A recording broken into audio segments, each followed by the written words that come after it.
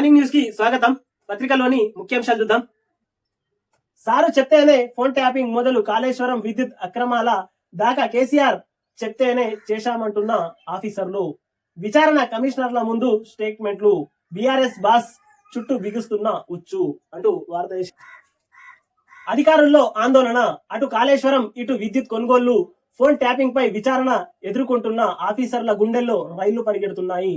అప్పుడు పోస్టుల్లో కంటిన్యూ అయ్యేందుకు తల ఊపినందుకు ఇప్పుడు శిక్ష అనుభవిస్తున్నామని కొందరు ఆఫీసర్లు బహిరంగంగానే ఆవేదన వ్యక్తం చేస్తున్నారు. కమిషనర్ల పూర్తి స్థాయి ఎంక్వైరీ తర్వాత అసలు దోషులు ఎవరన్నది బయటకు రానున్నది అంటూ వార్త వేసింది. ఇక్కడ మొత్తం మీద కాకకు 100% కాక మెడకు చుట్టుకున్నది. ఫోన్ ట్యాపింగ్ గాని, ఆ తర్వాత కాళేశ్వరం గాని, ఆ తర్వాత విద్యుత్ కొనుగోలు గాని, ఈ మూడిటిలో కాకకు 100% ఉచ్చు బిగించింది. మొత్తం మీద ఇయాల్లో రేపో లేదా 15 రోజుల్లో కాకకు అరెస్టు చేస్తారంటూ నెటిజన్లు సోషల్ మీడియాలో హోరెత్తిస్తున్నాయి. మొత్తం చక్కర్లు కొడుతున్నాయి కాక గురించి. మొత్తం మీద కాకకు 100% అరెస్ట్ చేస్తారంటూ వార్తలు సోషల్ మీడియాలో కోడై కూస్తున్నది. అదే కాకుండా తెలంగాణ రాష్ట్రంలో కూడా చాలా మంది కాకకు అరెస్ట్ చేస్తారంటూ బహిరంగంగానే గుసగుసలాడుకుంటున్నారు అంటూ వార్త చేసింది. విద్యుత్ కొనుగోళ్లపై విచారణలో ఏం చెప్పారంటే, ఛత్తీస్గఢ్ తో చేసుకున్న పవర్ అగ్రిమెంట్ పై జస్టిస్ నరసింహారెడ్డి కమిషన్ మాజీ సీఎండీలు, మాజీ స్పెషల్ సిఎస్ సహా 25 మందికి పైగా ఆఫీసర్లకు నోటీసులు పంపి విచారిస్తుంది. మొత్తం మీద కాక చేసినటువంటి పనులకు ఆఫీసర్లందరూ గుండెల్లో రైలు పరిగెత్తిస్తున్నాయి. అప్పుడు ఆ టీంలో ఎవరైతే వర్క్ చేసిర్రో వాళ్ళకు గుండెల్లో రైలు పరిగెత్తున్నాయి, గుబులు గుబులు అంటున్నది. ఆఫీసర్లకు ప్రతి ఒక్కళ్ళకి పిలిచి వాళ్ళ దగ్గర నుంచి రికార్డ్ చేస్తున్నారు అంటూ వార్త వేసింది. తాను విద్యుత్ ప్రిన్సిపల్ సెక్రటరీగా ఉన్న సమయంలో ఛత్తీస్గఢ్ పవర్ ఒప్పందానికి నో చెప్పిన సారు ముందుకెళ్లారని కమిషన్ ముందుకు నో చెప్పిన సార్ ముందుకెళ్లారని కమిషన్ ముందు రిటైర్డ్ ఐపీఎస్ సురేష్ చందా అన్నట్లు తెలిసింది.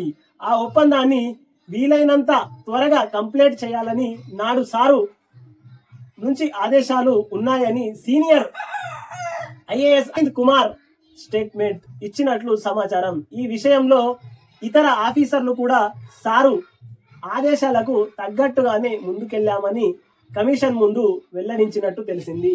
మొత్తం మీద సార్ ఏమైతే చెప్పిండో కేసీఆర్ సారు, మేము సార్ చెప్పినట్టే ఫాలో అయినాం, మేము చెప్తే ఆయన వినలేదు అంటూ కరాఖండిగా ఆఫీసర్ల ముందు కూడా చెప్పేసింది ఇదే.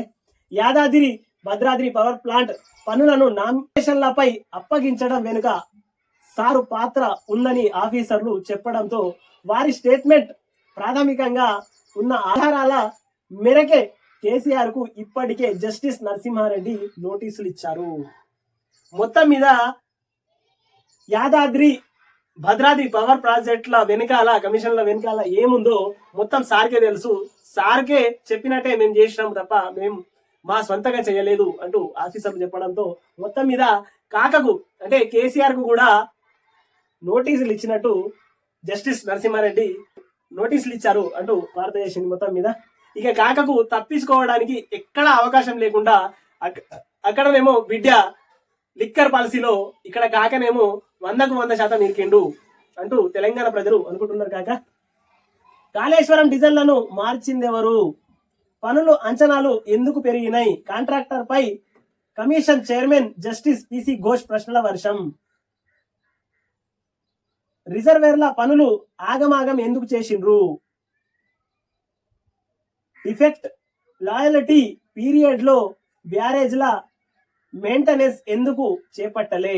విచారణకు హాజరైన ఎలాంటి నవయుగ ఆస్కన్స్ ప్రతినిధులు, నాటి ప్రభుత్వం తొందర పెట్టడం వల్ల ఫాస్ట్ గా చేయాల్సి వచ్చిందని రిప్లై. ఈ నెల ఆఖరికల్లా పూర్తి వివరాలు ఇవ్వాలని ఘోష్ ఆదేశాలు అంటూ 5వ పేజీలోని వార్త.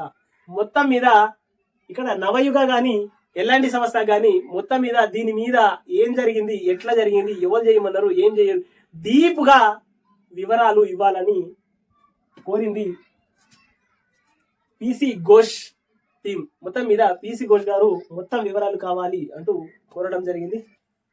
25 మందితో ఏపీ కేబినెట్, సీఎం గా చంద్రబాబు, మంత్రిగా పవన్ ప్రమాణం. హాజరైన మోదీ, అమిత్ షా, నడ్డా. మినిస్టర్ బెర్త్ లో టీడీపీకి 20, జనసేనకు 3, బీజేపీకి 1. 13 మంది OC, 7 BC, 2 SC, ST, minority ఒక్కొక్కరి చొప్పున ఛాన్స్. తిరుమలకు చంద్రబాబు నేడు బాధ్యతలు అంటూ 4వ పేజీలోని వార్త. టెట్లో డబల్ పాస్, రెండింతలు పెరిగిన పాస్ పర్సంటేజీ. పేపర్ 1 లో 67.13%, పేపర్ 2 లో 34.18 క్వాలిఫై. ఫలితాలు విడుదల చేసిన సీఎం రేవంత్ రెడ్డి.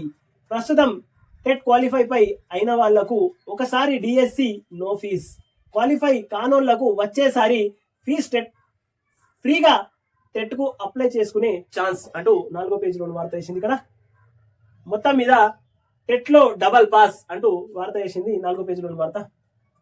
అక్టోబర్ 21 నుంచి గ్రూప్ 1 మెయిన్స్ అంటూ 5వ పేజీలో వార్త. ఫస్ట్ రోజే బుక్స్, యూనిఫామ్స్ గవర్నమెంట్ స్కూల్ స్టూడెంట్లకు అందజేసిన ప్రభుత్వం. 11,65,995 మంది విద్యార్థుల కోసం అందుబాటులో నోట్ బుక్స్. రాష్ట్ర వ్యాప్తంగా తెరుచుకున్న బడులు అంటూ వార్త వేసింది 4వ పేజీలో వార్త. ఇది 317 జీవోపై అప్లికేషన్ లో లోకల్ స్టేటస్ అంటూ వార్త 9వ పేజీలో వార్త. ఇది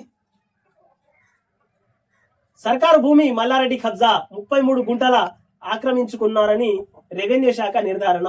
హైకోర్టు నివేదిక అందజేత. ప్రభుత్వ భూమికి రక్షణ కల్పించాలని పోలీసులకు సూచన. మొత్తం మీద పాల మల్లారెడ్డి, పూల మల్లారెడ్డి కాదు, భూ కబ్జాల మల్లారెడ్డి అని చెప్తే బాగుంటది. మొత్తం మీద భూమి ఏడ ఖాళీ కనబడితే ఆడ భూ బకాసురుని లెక్క మింగేసేటోడు మల్లారెడ్డి. మల్లారెడ్డి అంటేనే భూ కబ్జాలు, మల్లారెడ్డి అంటేనే కాలేజీలు, యూనివర్సిటీలు అని అంటాడు మల్లారెడ్డి. మల్లారెడ్డికి అసలు భూమి అని కనబడితే ఆడ భూమిని గపక్కమని మింగేసేటోడు మల్లారెడ్డి. ఏడ భూమి ఖాళీ కనబడద్దు. ఈయన 10 గుంటల భూమి ఉంటే అక్కడ అద్ద బిగి ఉంటే అద్ద బిగిని మొత్తం ఖజా పట్టేస్తాడు. ఇదంతా భూమి నాదే అంటాడు, డాగేస్తాడు, పోలీసులను తీస్తాడు, డిపార్ట్మెంట్ ని ఉపయోగించుకుంటాడు. మొత్తం మీద కబ్జా కోరు మల్లారెడ్డి అని ప్రజలందరూ అనుకుంటున్నారు. ఈయన పక్కన ఏడైనా ఈయన భూమి ఉంటే పక్కకు 4 దిక్కులు ఎవరున్నా కానీ భయపడతారు వాళ్ళందరూ. ఎందుకంటే ఈ కబ్జా కోరు ఏడ కబ్జా చేసి మింగేస్తాడు. మొత్తం మీద ఈయనది ఉంటే 4 గుంటలు ఉంటే 40 గుంటలు ఉంది అని అంటాడు. మొత్తం మీద కబ్జా కోరు మల్లన్న అని పేరు సంపాదించుడు. పాల మల్లారెడ్డి, పూల మల్లారెడ్డి అన్నారు, భూ కబ్జాల మల్లారెడ్డి అనాలి. ఈయన పైన తెలంగాణ సర్కారు ఇప్పుడైనా ఉక్కు పాదం మోపి ఆయన భూముల అన్నిటి మీద ఎంక్వైరీలు చేపియాలి అని ఆయన బాధితులందరూ కోరుకుంటున్నారు. అందమైన అమ్మాయిలతో యువకులకు వల, డేటింగ్ యాప్లు వేదికగా మోసం. మొత్తం మీద డేటింగ్ యాప్ పేరుతో అందమైన అమ్మాయిల డీపీలు పెట్టి సాఫ్ట్వేర్ ఉద్యోగులకు గాలం వేస్తున్నారు. మొత్తం మీద వాళ్ళ జేబుని ఖాళీ చేస్తున్నారు. పబ్బుల పేరిట పెద్ద మోసం అన్నమాట. ఇది ఖర్చులు పెట్టించుకొని ఇది పెట్టించుకొని మొత్తం మీద వాళ్ళని సాఫ్ట్వేర్ ఉద్యోగులను టార్గెట్ చేసింది ఇదంతా మొత్తం. ఇది 4వ పేజీలోని వార్త. కువైట్ లో ఘోరం, బిల్డింగ్ లో మంటలు, 49 మంది సజీవ దహనం, మరో 50 మందికి పైగా గాయాలు. మృతుల్లో భారతీయులే ఎక్కువ మంది. ప్రధాని దిగ్భ్రాంతి, బాధితులకు పూర్తి సహకారం అందిస్తామని వెల్లడి. మొత్తం మీద ఇక్కడ నుంచి బతకడానికి విదేశాలకు వెళ్ళినటువంటి వాళ్ళు కువైట్ దేశంకు అక్కడ ఒక బిల్డింగ్ లో మంటలు చెలరేగడంతో 49 మంది చనిపోయారు, ఇంకొక 50 మంది గాయాలు అంటూ వార్త చేసింది. అందులో ఎక్కువ శాతం మన భారతీయులే ఉన్నారు, మన తెలంగాణ వాళ్ళు కూడా దాంట్లో ఉన్నారు అంటూ వార్తలు. రాష్ట్రమంతా ఋతుపవన, 5వ పేజీలోని వార్త. ఇది ఒడిశా సీఎంగా మోహన్ మాగి ప్రమాణం అంటూ 11వ పేజీలోని వార్త.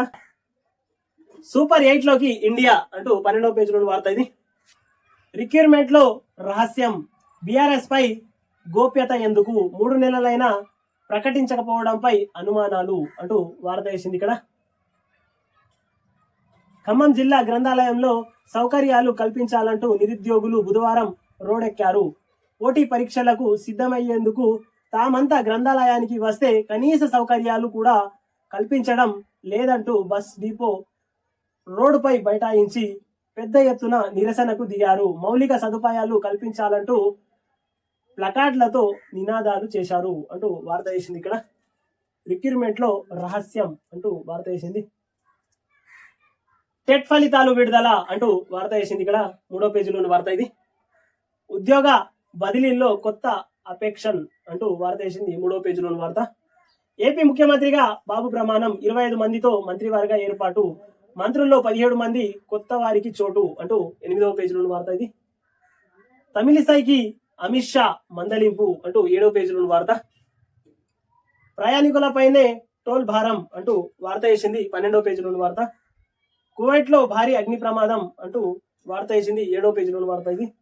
పెన్షన్ పెంపు ఏమాయే, 100 రోజుల్లోనే ఇస్తామన్న కాంగ్రెస్ 6 నెలలైన ఊసెత్తని సర్కారు అంటూ 3వ పేజీలోని వార్త.